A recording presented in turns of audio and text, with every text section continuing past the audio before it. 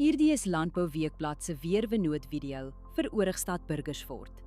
In kort, humiditeit bereik hoogtepunte teen 100%. Risiko vir swamdruk is hoog. Hier is die besonderhede. Sedert Januarie het ons 583 mm reën gehad, 78% meer as die 5-jaar gemiddelde.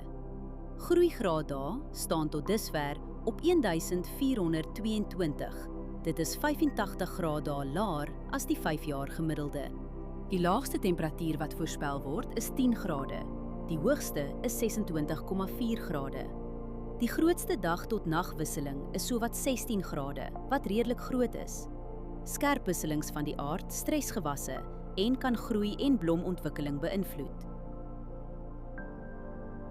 Net 0,1 mm reën word die week verwag.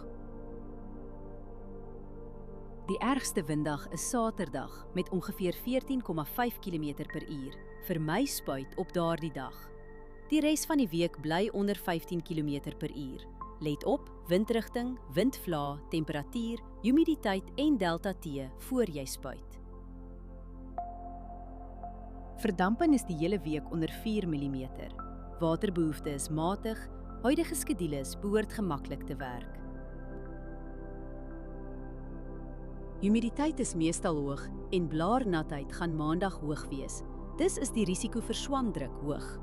Onder die toestande kan swaminfeksies vinnig versprei op vatbare blokke. As jy een ding doen, oorweeg dit om die stil, droë weer te gebruik vir 'n voorkomende swamdoder toediening. Hierdie weerinligting is gebaseer op werklike data vanaf meetstasies. Die data word deur TerraClim skoongemaak en geverifieer. KI-interpretasies word deur grondwaarheidsdata onderlê, aangedryf deur Villa Crop Protection. Hierdie verslag is met die hulp van kunsmatige intelligensie gegenereer en is nie professionele advies nie. Gaan na weather.villacrop.co.za en kies die weerverslag vir jou streek.